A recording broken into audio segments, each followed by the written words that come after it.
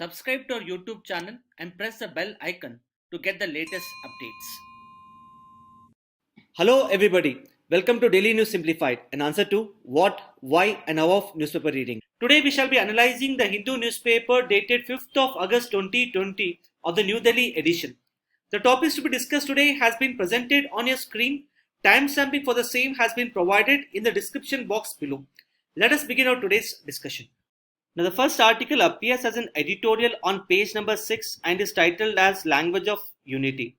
As you all must be aware, recently the Government of India has unveiled the National Education Policy 2020. One of the most important aspects of this particular policy is related to the introduction of the three-language formula.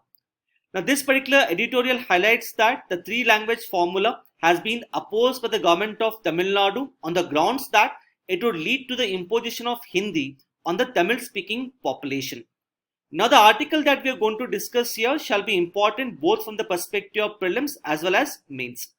As far as prelims is concerned, you should be aware about the various constitutional provisions related to the official languages of the Indian Union. Now these constitutional provisions have been incorporated under the Part 17 of the Indian Constitution from Article 343 to Article 351. You should also be aware about the various languages that have been incorporated under the 8th schedule of the Indian Constitution. Plus, you should also be aware about the various languages that have been given the status of the classical language. As far as the mains exam is concerned, here you should understand the recent controversy related to the introduction of the three-language formula, such as to why the Government of Tamil Nadu is opposing the three-language formula and the reasons for the failure of the three-language formula. According to research, young children learn and grasp the concepts quite easily in their mother tongue. Hence, the medium of instruction in schools, especially during the early years, should be in the mother tongue. At the same time, children have a greater ability to pick up languages during their early years. This ability to learn multiple languages and be multilingual in turn also promotes their cognitive development. Moreover, in a multilingual country such as India, an ability to speak more than two languages can promote brotherhood and hence promote a sense of national unity. Hence, in this regard, the three-language formula was introduced in the year 1968 with the dual objectives of promoting multilingualism and promoting national unity. The overall idea behind the three-language formula was to make the students in the Hindi-speaking areas to learn South Indian languages and to make the students in the non-Hindi speaking areas to learn Hindi. So as part of the three-language formula, the students in the Hindi-speaking areas were required to choose three languages. These three languages were Hindi, English, and a modern Indian language, preferably a South Indian language. As far as the non-Hindi speaking areas is concerned, here a student was required to pick up the three languages, that is the regional language or the mother tongue, English and Hindi.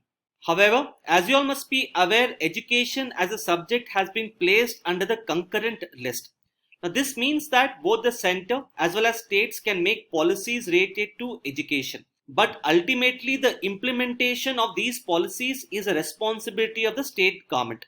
So the three-language formula as such was not implemented by some of the states such as Tamil Nadu, leading to its failure.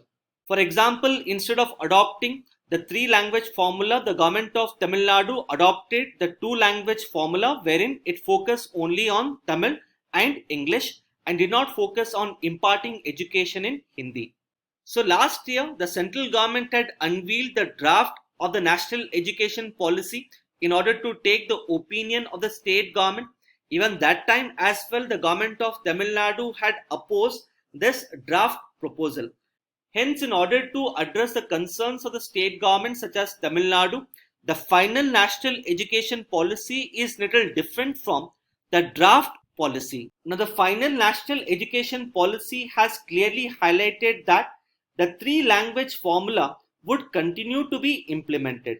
However, this would be implemented keeping in mind the constitutional provisions, the aspirations of the people, regions, union, and the need to promote multilingualism and national unity.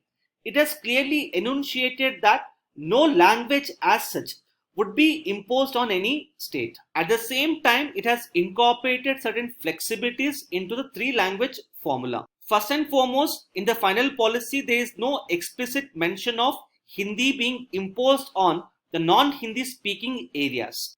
Secondly, it highlights that out of the three languages that the students are required to study, at least two languages should be the native Indian languages.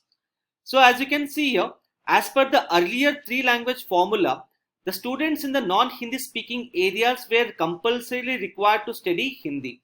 Now this requirement has been done away with. So there is no explicit mention of Hindi, but now it only says that at least two of the languages should be the native Indian languages. So this could either be Hindi or any other Indian language. So now necessary freedom has been given to the states, regions as well as students whether they would want to study Hindi or any other Indian language. So Hindi as such is not compulsorily imposed on the state governments. Apart from that, sufficient amount of flexibility has been given to the students to change the three languages after the class 6. So the question which arises here is, why is the government of Tamil Nadu opposing the three language formula, particularly when there is no explicit mention of Hindi being imposed on the Tamil speaking population? Now first and foremost, as highlighted before, under the three language formula, the students would be required to study at least two native Indian languages. Now these two native Indian languages could either be Hindi or any other Indian language. Now the government of Tamil Nadu believes that there is absence of teachers in the other languages. That is, apart from Hindi, it is difficult to find the teachers in the other languages. Hence, in a way, this three language formula would lead to the forced adoption of Hindi in Tamil Nadu. Secondly, the government of Tamil Nadu has highlighted that so far the two language policy which it has adopted has led to increase in the English proficiency of its people. This in turn has created more opportunities, and this is evident in higher contribution of its human resources for the development of the IT sector. Thirdly, it has also highlighted that the need to learn the third language would be an additional burden on the students, particularly when the students have to focus on the other important subjects such as science, mathematics, social sciences, etc. Lastly, the government has also argued that the influx of huge number of North Indian migrants into the state of Tamil Nadu has led to a voluntary adoption of Hindi by the native Tamil speaking population.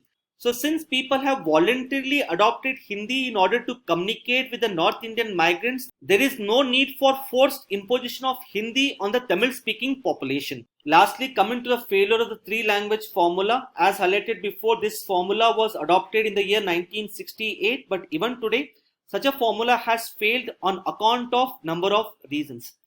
First and foremost, such a language formula has not been adopted by some of the states.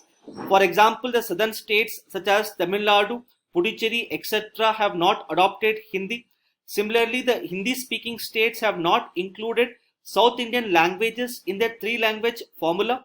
Instead of including South Indian languages, most of the Hindi speaking states have included Sanskrit as a third language. Secondly, as argued by the government of Tamil Nadu, the imposition of the third language on the students would lead to the additional burden. Nextly, in the age of globalization, most of the professional education such as engineering, medical, etc. is in English. Apart from the employment opportunities also depend upon the English proficiency. So this higher focus of the students on English language due to the educational and employment opportunities has led to the neglect of the third language. The next problem is related to lack of teachers and the teaching material on the third languages. And lastly, if a teacher is teaching a third language in a particular school, such as teacher should be proficient in the mother tongue. Now, for example, in the state of Karnataka, let's say a teacher is teaching Hindi. Such a teacher should also be proficient in Kannada in order to communicate with the students. Lack of proficiency of the teachers in the mother tongue would in turn hinder the development of the third languages in such states. Now, based upon a discussion, a main question for your practice here could be, even though being well intentioned, the three language formula has failed to deliver the results. In the light of this statement, discuss various challenges in the implementation of the three language formula. Now, as far as prelims is concerned, from the perspective of prelims, you should understand the important constitutional provisions related to the Indian languages. For example, Part 17 of the Indian Constitution deals with the official language of the Indian Union. For example, it highlights that Hindi written in Devanagari script is to be the official language of the Union. At the same time, it also highlights that for the period of 15 years, from the commencement of the Indian Constitution, that is for the duration 1950 to 1965, apart from Hindi, even the English language can also be used as the official language. So when Hindi was sought to be continued as the sole official language beyond 1965, there was huge opposition from the southern state, mainly from Tamil Nadu. Hence, accordingly, the Parliament enacted the Official Language Act 1963. This provides for the continued usage of English in addition to Hindi as the official language of the Union. So both Hindi as well as English are considered to be the official language of the Union. As far as the official language of different states is concerned, the Constitution as such has not specified any official language. It is up to the legislature of a particular state to adopt any of the language. But one important aspect which you should note here is the choice of a state legislature to adopt an official language of a state is not limited only to the languages that are enumerated in the 8th schedule of the Indian Constitution. So in a way, the state legislature can adopt any language as its official language. Apart from that, there are certain important provisions for the protection of the linguistic minorities in a particular state. Then there are certain languages that have been given the classical language status. These languages are Tamil, Sanskrit, Telugu, Kannada, Malayalam as well as Odia. You can see here, Odia was declared as a classical language in the year 2014. So accordingly, there was a question related to this in the prelims of 2015. Now, as far as various prelims aspects related to the official Indian languages is concerned, all of this has been included in the PDF for your reference. I hope you will be able to go through these things on your own and understand. And after going through this particular content, please attempt some prelims based questions which are given on the eLearn platform. Now, the next article appears as an editorial on page number 6 and is titled as More of the Same. This article shall be important mainly with respect to GS Paper 2 International Relations. Before understanding various aspects of this particular article, let us first look into its background. The COVID-19 has severely impacted the US economy, leading to its economic slowdown as well as increase in the level of unemployment. The unemployment in US has increased to almost around 13%, and hence this has clearly gone against President Donald Trump's vision of making America great again. Hence, in order to restrict the entry of foreign workers and to create more amount of employment opportunities for the US youths, President Donald Trump has taken number of actions. For example, in June 2020, President Donald Trump signed an executive order in order to restrict the issuance of the H-1B visa for the rest of the calendar year. Similarly, now, in August 2020, President Donald Trump has signed an executive order which bars federal agencies, that is the agencies owned by the US government, from hiring the H-1B visa holders. And as per NASSCOM, such restrictive policies of Donald Trump would have an adverse impact not only on the Indian economy, but it would have an adverse impact on US economy as well. So let us understand in detail about the recent controversy related to the H-1B visa and how it would affect the Indian economy and the US economy. Now, H-1B visa is a visa that enables the foreign workers from countries such as India to work in USA for a temporary period of time. Usually, these foreign workers can work for a maximum duration of 6 years, beyond which they would need to reapply once again. So these workers on the H-1B visa, they can be sponsored by the American private sector companies such as Amazon, Microsoft, Google, so on. They can be sponsored by the American federal agencies, that is the agencies owned by the American government. Further, they can also be sponsored by the Indian IT companies such as Infosys, Wipro, TCS and so on. Now, for example, recently a federal agency known as the Tennessee Valley Authority had declared that almost 20% of its technology jobs, it would outsource to the foreign countries to the H-1B visa. So this was basically the trigger for the President Donald Trump to sign the executive order to bar the federal agencies from hiring the foreign workers on the H-1B visa. Now, over a period of time, there has been rapid growth of the H-1B Indian workers in the US, leading to benefits for both US as well as India. Now, for example, presently every year, the US has set a limit of giving around 65,000 H-1B visas. And as you can see in this particular graph, Indians alone account for almost around 73% of the 65,000 H-1B visas issued every year. So these Indian workers are employed by both US-based private sector companies, US federal agencies, as well as the Indian private sector companies. So let us understand the importance of H-1B visa for both USA as well as India. See, as far as US is concerned, for the American companies, it is quite costlier if they employ the local youth because they would be required to pay higher wages. So in a way, by employing the Indian skilled workforce through the H-1B visa, the US-based companies are able to reduce their overall operating costs, leading to increase in their profit margin. The same can be said even about the US federal agencies, wherein these US-based federal agencies can employ the Indian workers on a short-term basis and hence reduce their operating cost. Now, as far as the benefits for the IT companies is concerned, as you all must be aware, the Indian IT companies are basically export intensive in nature, wherein they get a number of work contracts from the US-based companies.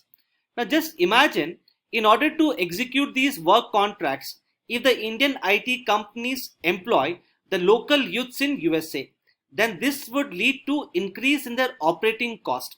Hence, in order to reduce their operating costs and to improve their productivity, so these IT companies employ highly skilled workforce in India, and then these Indian workforce are sent to the client place to work for a temporary duration of time through the H-1B visa. So this in a way enables the Indian IT companies to reduce their operating cost, manage their human resources efficiently, and more importantly enables them to improve their overall productivity as well. So in a way, this tool of H-1B visa has enabled the IT companies to make more amount of profits and hence enabled India to become the back office of the world. At the same time, we must also realize that the prospects of the higher salaries in the IT companies as well as the prospects of going to US for the employment opportunities has led to the higher enrollment of the students in the engineering field, leading to an overall improvement in the STEM skills, that is science, technology, engineering and maths skills. So on one hand, the H-1B visa has enabled the development of IT industry in India, and at the same time, it has enabled the US-based companies to have access to the highly skilled Indian workforce. Apart from that, it has also enabled a large number of Indian students who are pursuing their master's in USA to get jobs through the H-1B visa. However, as highlighted before, President Donald Trump believes that H-1B visa has led to increase in unemployment in USA. Accordingly, he has been imposing restrictions on the entry of the foreign workers into USA. Now, as per a report published by NASSCOM, such restrictions imposed on the H-1B visa is based upon both misperceptions as well as misinformation, since it would lead to an adverse impact on both Indian economy as well as US economy. In fact, the NASSCOM has went on to say that such kind of restrictions can delay the economic revival of the US economy. Now, as far as India is concerned, undoubtedly these restrictions will lead to increase in the operating cost for the Indian IT sector, leading to decrease in their profit margin. Similarly, it will lead to a reduced employment opportunities for the Indian nationals in USA. As highlighted before, US-based companies such as Google, Microsoft, Amazon, etc., they depend upon the hiring of the Indian workforce through the H-1B visa. So even the US-based companies have been opposing the Trump's move. Further, NASSCOM has also highlighted that presently there is huge shortage of STEM skills in USA, which to a certain extent is bridged through the Indian workers in USA. So going forward, if the US continues with such kind of H-1B visa restrictions, then this would have an adverse impact on US economy. So these are some of the important aspects which you should know with respect to this particular article. Now the next article appears on page number 7 and is titled as Jammu and Kashmir and Ladakh a year on. This article shall be important mainly with respect to GS paper 3 internal security under the subsection relationship between development and extremism. Further, this article shall also be important with respect to GS paper 2 polity and governance. Today, that is 5th of August 2020, marks 1 year of government's move to revoke the special status enjoyed by the erstwhile state of J&K. The government's move led to the bifurcation of the state into two union territories of Jammu and Kashmir as well as Ladakh. In this regard, this particular article here basically focuses on two distinct dimensions.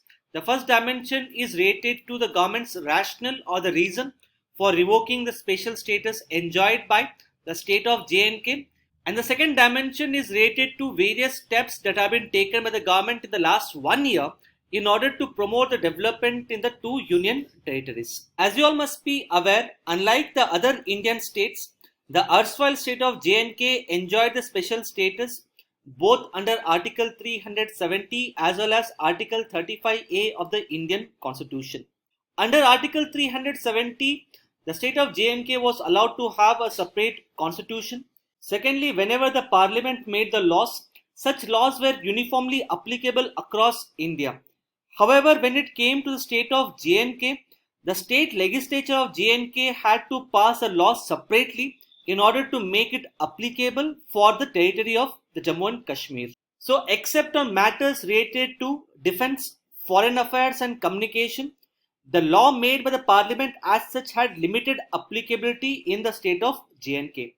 Further, under Article 35A, the state legislature of J&K was empowered to declare as to who constitutes the permanent residents of J&K, and for such permanent residents, certain special privileges were given. For example, the privileges were given in terms of buying of land, privileges in terms of employment, scholarship, etc. So at the same time, the Jammu Kashmir state legislature also barred the non-residents from buying land in the region. Now these special status were given to the state of J&K in order to help address the concerns and apprehensions of the residents of J&K. However, the government was of the opinion that these special provisions as such have hindered the economic, political and psychological integration of the J&K into rest of India. So the government was of the opinion that these special provisions are in a way perpetuating the vicious cycle of underdevelopment and extremism. For example, the government believes that rather than promoting growth and development, the special privileges have actually hindered trade, commerce and investment in the region, leading to its underdevelopment. For example, the special privileges in the form of a separate constitution, the limited applicability of the union laws led to the political isolation of the region. Similarly, the restrictions of buying of land led to the economic isolation. At the same time, such kind of restrictions on buying of land also hindered the private sector investment in the region. At the same time, the special privileges enjoyed by the resident in terms of educational opportunities, employment opportunities, etc. hindered the free flow of people and thus in a way led to the psychological isolation. So all of these factors led to the underdevelopment in the region. So this process of underdevelopment led to lack of employment opportunities for the local youths, leading to their disenchantment. So for example, the erstwhile state of J&K had a huge potential to develop itself as a tourism hub. However, the lack of investment in the tourism sector in turn hindered its development, leading to lack of employment opportunities for the local youths. So this disenchantment among the youths in the state of J&K was in turn taken advantage by Pakistan in order to carry out its proxy war against India. So this proxy war has in turn led to insurgency, extremism and terrorism in the region, and thus it has sustained this vicious cycle of underdevelopment in Kashmir. So the government as such was of the opinion that the main root cause of the underdevelopment as well as the growing extremism in region is because of its special privileges.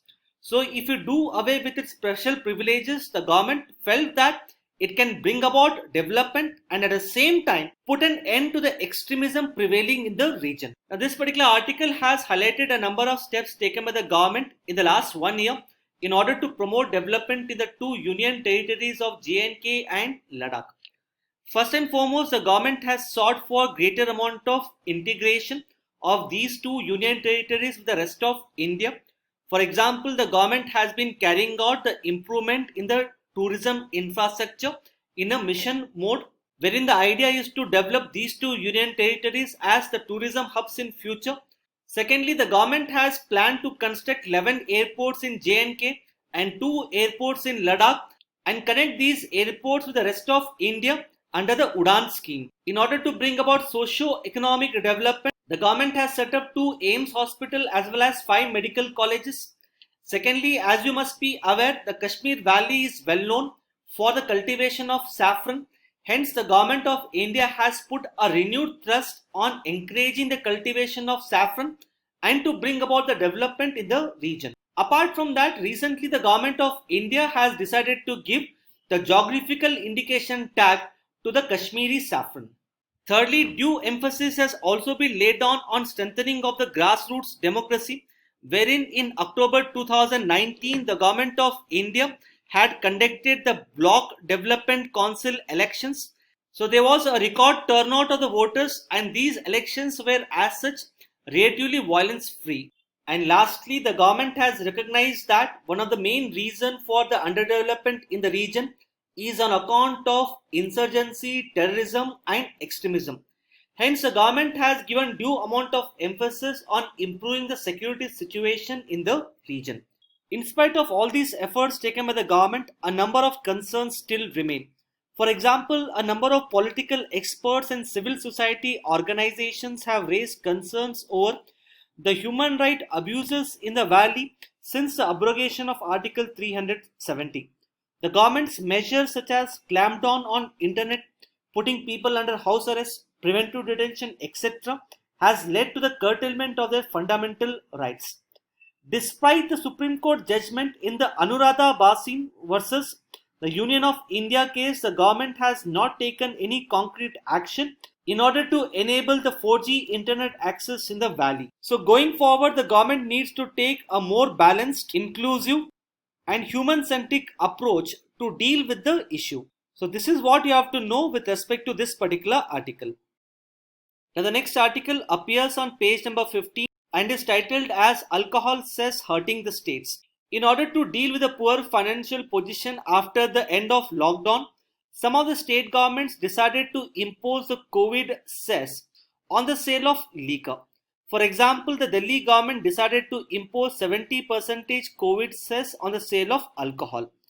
Now the idea behind the imposition of this particular cess was to garner more amount of revenue. However, this particular article highlights that the imposition of higher COVID cess led to increase in the prices of liquor and thus the overall sales volume of the liquor got reduced, leading to decrease in the revenue of the state governments. Now, as far as your prelims is concerned, you should be aware as to what are the major differences between the surcharge and cess. Now, surcharge is considered to be an additional tax. Now, we call it as an additional tax because the surcharge would come into picture only when the income level of an individual or the profits of a company are above a certain threshold level. Now, for example, in case of India, the surcharge is applicable on both income tax as well as corporate tax. However, it would come into picture only when the income of an individual or the profits of a company are above a particular threshold level. Now, for example, if you look at the surcharge on the income tax, this particular surcharge is applicable only when the annual income of an individual is greater than 50 lakhs. So if an annual income of an individual is less than 50 lakhs, then such an individual is not required to pay a surcharge. Further, as you can see here, as the annual income of an individual increases, the percentage of surcharge that he is required to pay also increases. So if you want to calculate the surcharge is calculated as the percentage of income tax. Now, for example, let's say a person whose annual income is between 50 lakhs to 1 crore. If this particular person is paying 10 lakhs in the form of income tax, then 10% of 10 lakhs, that is 1 lakh, he is required to pay as the surcharge on the income tax. So whatever money the government collects as surcharge, the entire money gets into the consolidated fund of India, and the government can use this particular money for whatever purpose the government deems fit. However, please do note that the surcharge collected by the center is not part of the central divisible pool. That means there is no need for the center to share the proceeds of the surcharge with the state government. So while the income tax that the central government collects, this income tax has to be shared between the center and the states based upon the recommendations of the Finance Commission. However, the surcharge that the central government collects on the income tax, the entire money goes only to the union government and it need not be shared with the state government. When it comes to cess, cess is also a form of additional tax, but in order to differentiate it from surcharge, we call it as tax on tax. Now we call it as a tax on tax because the cess comes into picture whenever you are paying a tax. So while the surcharge would come into picture only when the annual income of a person is above a particular threshold, but cess would come into picture whenever a person is paying the tax. That is why the surcharge is called as additional tax, whereas cess is called as tax on tax. Now, for example, in case of India, we have the health and education cess of 4%, which is imposed on major central taxes such as the corporate tax, income tax, etc. Then recently in the Union Budget 2020, the Finance Minister has introduced the health cess on the imported medical devices. Then we have the road and infrastructure cess of rupees 10, and this is imposed on both imported as well as domestic sale of petrol as well as high-speed diesel. Now cess is actually calculated as percentage of income tax and surcharge. Now for example, let's say a person's annual income is greater than 50 lakhs. So for such a person, we would be required to pay the income tax, plus to that you will be required to add the surcharge. Then 4% of this particular amount he would be required to pay as health and education cess. On the other hand, let's say a person's annual income is less than 50 lakhs, then such a person would be required to pay only the income tax. So 4% of that income tax amount the person would be required to pay as the health and education cess. Further, the cess as such may initially get credited to the Consolidated Fund of India. Later on, with the Parliament's approval, it is transferred to a separate dedicated fund outside the Consolidated Fund of India, and it remains non-lapsable there. For example, the cess collected by the government under the road and infrastructure cess initially gets credited to the Consolidated Fund of India. Later on, with the Parliament's approval, it gets credited into Central Road and Infrastructure Fund. One of the main difference between surcharge and cess is that while the surcharge amount can be utilized by the government for whatever purpose the government deems fit, the government has to utilize the cess amount only for the purpose it has been collected. For example, the cess collected by the government as part of health and education cess has to be used only for the purpose of promotion of health and education. Similarly, the cess collected as part of the road and infrastructure cess has to be used for the construction of national highways as well as construction of various infrastructure projects. And similar to surcharge, even the money collected by cess need not be shared with the state government by the center. So these are some of the important differences between the surcharge and cess which you should be aware of from the perspective of the prelims examination. Now this particular article appears on page number 11. This article has appeared in the newspaper in the context of the publication of the United Nations policy brief on the impact of COVID-19 on education sector. Now this particular policy brief discusses as to how the COVID-19 has disrupted the education sector. At the same time, it has given a number of recommendations as to what has to be done in order to minimize the impact. The problems as well as recommendations given in this particular policy brief becomes quite important for a country such as India, since the education system has been adversely affected due to the COVID-19. Now we all know that some of the schools and colleges have adopted the digital mode in order to impart learning to the students. But at the same time, due to the digital divide existing within the country, the digital education as such has not been inclusive in nature. Apart from that, in future, the government of India has plans to open schools and colleges. Accordingly, one should be aware as to what necessary precautions should the government take before opening the schools and colleges. So let us understand some of the important aspects of this particular report. Now, this particular report highlights that COVID-19 has emerged as one of the largest disruptor of the education system in the entire human history. The lockdown imposed due to COVID-19 has led to the large-scale closure of the schools, which in turn has affected the imparting of education to the students. It has hampered the provision of essential services such as the nutritious food to the students, and it has also increased the risk of violence against the girls. And if you look at the scale of impact, according to this particular report, almost around 24 million children are at risk of not returning to the school. At the same time, the closure of the schools has impacted almost around 94% of the world's student population. As far as the low and middle income countries such as India is concerned, the closure of schools has impacted almost around 99% of the students' population.